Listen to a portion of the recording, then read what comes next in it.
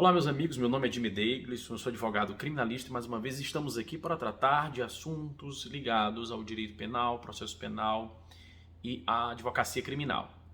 Mais especificamente agora, tratando sobre a teoria jurídica do crime, a teoria do delito, queria falar sobre a importância dela. E aqui dando continuidade a alguns vídeos que já produzi lá atrás, tratando sobre os princípios do direito penal. E seguindo estes vídeos, eu queria tratar agora de forma introdutória a teoria jurídica do crime. Pois bem, a primeira pergunta que devemos fazer é qual é a necessidade, qual é a justificativa de uma teoria jurídica do crime, de uma teoria do delito. A hermenêutica, ela é uma técnica de interpretação da forma ou dos meios pelos quais expressamos o nosso pensamento. É dizer, se expressamos através da fala, do texto, a hermenêutica se debruçará sobre estes elementos para então clareá-los, decodificá-los e assim podermos entender e compreender o pensamento. Esta hermenêutica, ela não está dissociada do direito penal, por óbvio. Ela deu aso à criação da dogmática jurídica, que é a sistematização dos conceitos existentes dentro, aqui especificamente falando, do direito penal e também dentro daquilo que temos como fato punível ou lei penal. Tendo isso em conta, nós podemos de início já afirmar que essa interpretação ou essa hermenêutica que nós utilizamos foi capaz de construir a dogmática penal, a dogmática jurídica do crime, mais especificamente. E ela serviria para quê? Voltando à pergunta inicial, ela serviria para dar clareza, ela serviria para dar sustentabilidade à interpretação que se faz. Em outras palavras, não se pode ter um fato punível a ser valorado, bem como uma lei penal a ser aplicada, sem que tenhamos balizas firmes, critérios firmes para dizermos: você não pode ir por aqui, porque se for por aqui você já estará dizendo que não é crime, ou se for por este outro lado, você assim estará considerando aquele fato um crime ou aquela lei aplicável àquele fato. Então, a importância da dogmática é esta.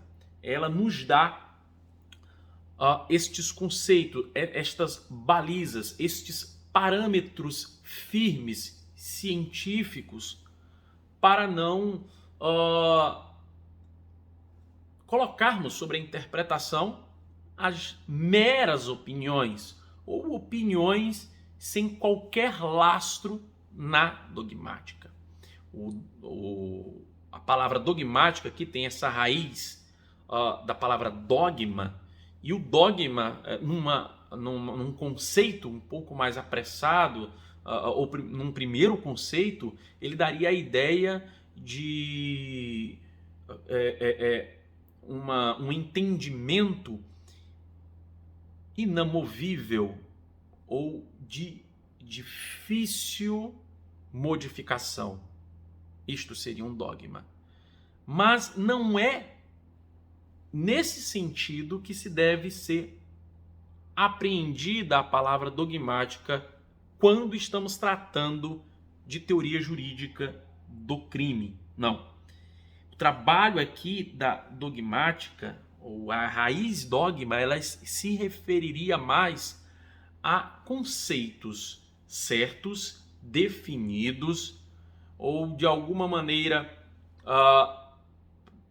se não pacificamente considerados, mas pelo menos pela maioria considerados, e que seria assim utilizado para a interpretação da lei penal, mas que não estariam infensos à modificação ou a uma nova estruturação, uma nova compreensão.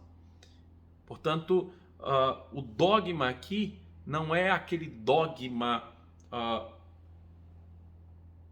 para fazer aqui uma comparação, o dogma religioso que as pessoas entendem um pouco mais como inamovíveis, né, quando se trata da fé. Mas um dogma em que você pode partir de um pressuposto com o teu debatedor, com o teu entorno, com o público, com o mundo, partindo de um pressuposto comum. O dogma é isso, é um pressuposto comum. E, a partir dali, levantar as considerações que você entende merecedoras de atenção e aplicação na hermenêutica jurídica, na interpretação do fato punível e da lei penal. Pois bem, então, assim, essa dogmática ou essa hermenêutica, ela é importante porque também ela impede que o direito penal seja tratado com meros achismos, com opiniões, eu já havia falado disso, dissociadas de critérios técnicos e mais fundamentados. Imagine que se não tivéssemos esses critérios, alguém que estivesse no poder poderia então criar uma figura penal utilizando expressões inválidas, conceitos genéricos, invadindo liberdades e garantias que estariam protegidas pela Constituição e pelos direitos humanos. Enfim, nós teríamos o completo arbítrio por parte do juiz ou do legislador, ou de qualquer que fosse o intérprete da lei penal e cuja interpretação implicasse nessa aplicação da lei penal ao fato concreto. Então, só para tomar aqui as palavras de Klaus Roxin, o pensamento sistemático no direito penal ele é irrenunciável. Apesar de termos aqui, dentro da produção de leis penais, da interpretação da lei penal, temos muitas vezes a influência do pensamento sociológico, de política criminal, da criminologia, nós precisamos sim erigir um arcabouço teórico, uma coluna vertebral, para a partir dela estendermos toda a estrutura óssea, fazendo aqui um comparativo com o corpo humano. Então, eu fiz aqui algumas anotações. É bem verdade que a dogmática penal ela é diferente em alguns países, como, por exemplo, se você levar em conta os países anglo-saxões, eles têm uma sistematização do pensamento jurídico penal diferente dos países sul-americanos, dos países europeus, que têm ali uma raiz jurídica diferente da deles. E isso desmerece a teoria do crime, que, tal qual nós a compreendemos aqui no Brasil? Evidente que não. Claro que podem as duas culturas jurídicas conversar e devem, porque o crime, em última instância, ele é um fato de, como que eu posso dizer em outras palavras, de compreensão ontológica geral. Um índio saberia compreender um homicídio ou a severidade de um homicídio sem qualquer justificativa, tal qual um homem civilizado, um homem nascido dentro de uma cidade, do centro urbano, etc. Então, uma aldeia, o morador de uma aldeia das mais afastadas, sem qualquer acesso, perdão, a estudos mais profundos, saberá compreender do ponto de vista da gravidade, da censura, um homicídio como uma outra pessoa, tendo estudos de terceiro grau, por exemplo, saberia compreender. Claro que haverá casos diferentes em que algumas circunstâncias não nos permitirá fazer essa mesma comparação, mas em geral é assim.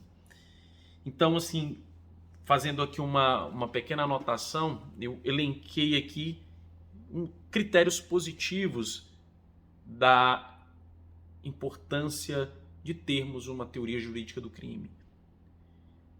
A primeira delas é que temos um instrumento que fornece segurança jurídica. Acabei falando sobre isso também. Na medida em que você retira do subjetivismo do intérprete os critérios para a aplicação da lei, para a compreensão da lei, você consegue dar à comunidade jurídica e aos cidadãos a que esta lei penal se aplica uma certa segurança no sentido de dizer: se esta lei se aplicou aqui desta maneira, em outro caso semelhante, ela deverá também se aplicar se levarmos em conta a mesma conduta, o mesmo resultado e as mesmas circunstâncias. Não fosse a dogmática jurídica, teríamos para casos semelhantes a aplicação da lei de modo completamente diferentes. E isso geraria um caos jurídico e social. Garantia, em segundo lugar, garantia dos direitos fundamentais. Isso é muito importante. Quando você retira esse arbítrio do intérprete através da imposição de uma dogmática, de um sistema pelo qual você deve se orientar, você impede que o intérprete, o Estado, aplique indevidamente a lei penal, de maneira incorreta ou de maneira mais grave do que se deveria, ferindo assim os direitos fundamentais do acusado, do apenado. Então, pelo raciocínio, fazendo um raciocínio ao contrário, entendemos que aplicar a dogmática penal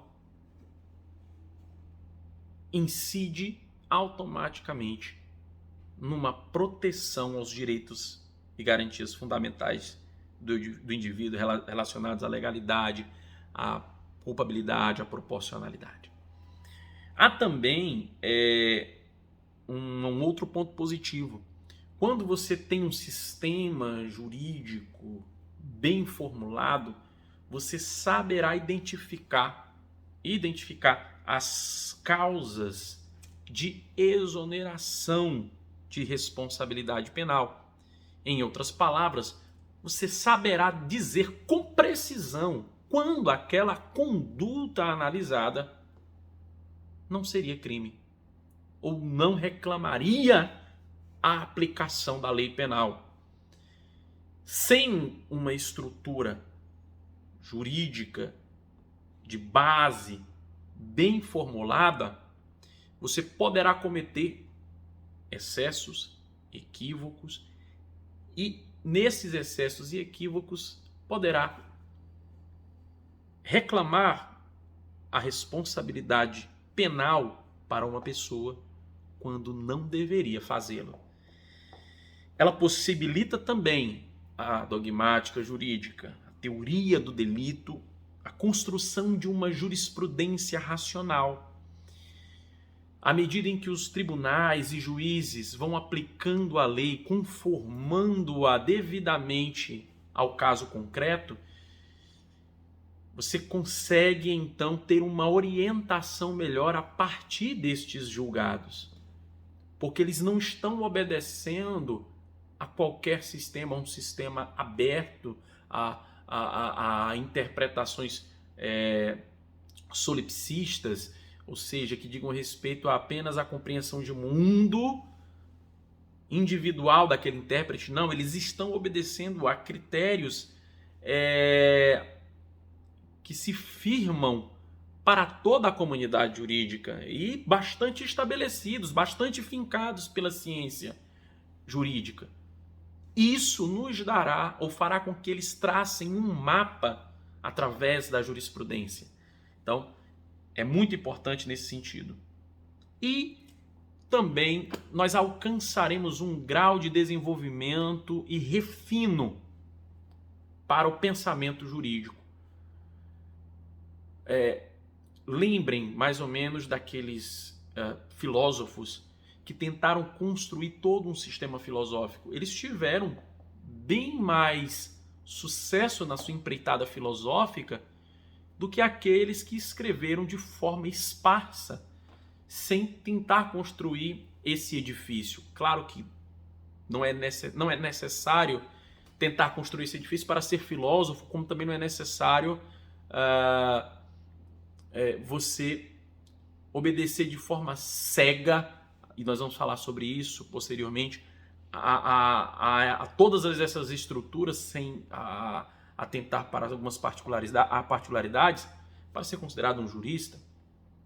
Mas é importante dizer que se você tem as balizas devidamente fincadas com relação à legalidade, o princípio da legalidade, proporcionalidade, culpabilidade, você consegue melhorar a aplicação da lei penal até as minúcias,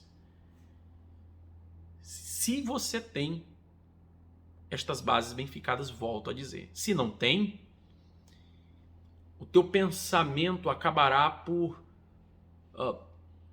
não ter um guia, caminhar de forma sem destino, aleatória, prejudicando assim a precisão do pensamento e da ciência jurídica penal. Ok? Alguns vêm a acusar a dogmática jurídica de ser um tanto quanto formalista, de pouca utilidade prática e até ser um instrumento reacionário. Eu já vi essa crítica. Mas essa generalização ela é perigosa, como também é uma inverdade. O que você não pode fazer é transformar o formalismo existente dentro de qualquer ciência que se pretenda ciência em automatismo. Em outras palavras, é você aplicar os dogmas penais ao caso concreto, mas sem atentar a particularidades que poderiam, sim, algumas observações que poderiam fazer com que uma estrutura de dentro desse edifício tivesse amainado a sua aplicação para que outra estrutura assim tivesse um sobrepeso sobre ela. Não sei se estou me fazendo entender, mas é basicamente o seguinte: em que pese você, ao julgar um caso, deva ter os seus olhos tampados e os seus ouvidos surdos para influências de fora do caso concreto, de fora do processo, estes olhos e esses ouvidos deverão estar abertos para as particularidades daquele caso concreto. Então, a dogmática é a estrutura, sim, ela é o esqueleto, sim, mas a argamassa daquela estrutura são as particularidades que não devem ser ignoradas. Um automatismo as ignorariam, mas não é o caso. O formalismo preservará a essa situação e fará com que sejam observados esses detalhes. A utilidade prática está inserida dentro dessa própria explicação que eu acabei de fazer. E a acusação de instrumento reacionário é puramente falaciosa. O reacionarismo, ele não deriva e nem é filho do formalismo. O que cria o reacionarismo dentro da ciência penal é muito mais a influência político-ideológica do que este formalismo por si mesmo. O conceito jurídico, por exemplo, de crime, ele vem se estruturando aí desde talvez o final do século XIX, posso estar errado, desde o século XIX, vamos colocar assim, e com mais precisão, eu falo aqui falando mais de uma ciência jurídica penal moderna, e em vários estados totalitários, sejam eles fascistas ou comunistas, ele se estabeleceu, esse sistema foi reconhecido, mas ele foi travestido, ele foi utilizado como instrumentos reacionários em vários países e em vários momentos da história. Então, não é a estrutura teórica da dogmática jurídica que aplaude o reacionarismo. É o reacionarismo que, movido por interesses outros, utiliza-se do direito penal e das estruturas dogmáticas do direito penal para trazer irracionalidade a esse direito penal, se assim posso dizer. Então, a dogmática não pode ser assim compreendida. Alguns dizem que a dogmática deveria ser neutra, e eu acredito. Welzel dizia isso. Olha, a dogmática ela sobreviveu ao Terceiro Reich, a Mussolini na Itália, ela sobreviveu à União Soviética. E, de fato, sim, mas lá elas foram ela foi má utilizada, a dogmática. Nesse sentido, devemos ter o seguinte, e aí talvez eu possa discordar de alguns autores. Eu entendo como Welzel, a dogmática precisa ser neutra. Na prática ela é neutra? Não, na prática ela não é neutra. Em qualquer estado de direito, a composição do poder legislativo, do executivo ou do judiciário influenciará a aplicação do direito penal, que em última instância é a resposta da dogmática, ou seja, a aplicação do direito penal é a resposta que a dogmática estaria dando àquele caso. Seria correto? Teríamos uma precisão correta de neutralidade em todas essas aplicações? É evidente que não. Mas aqui nós estamos dizendo o seguinte, uma coisa é o que deve ser o direito, outra coisa é o que ele é. Então, o direito é uma ciência do dever ser, e não uma ciência do ser. Isso nós aprendemos desde as primeiras lições na faculdade de Direito. Considerando isto, faço aqui essa observação. Entendo que a dogmática deve ser neutra. Mas ela não consegue. Não importa. Eu preciso, como intérprete, trabalhar com a neutralidade dela. Se eu começo a interpretar a lei penal, ou o que quer que seja dentro do direito penal, acreditando que ela não é neutra, eu já estou movido para uma utilização indevida do direito penal. Direito penal do inimigo não é outra coisa senão isso. Então, deixarei algumas outras considerações para uma outra oportunidade, mas esse é o nosso primeiro encontro sobre teoria do delito. Eu espero estar com vocês nas outras oportunidades, que vocês estejam comigo. Não esqueçam de se inscrever em nossas redes sociais. E bom trabalho e bons estudos.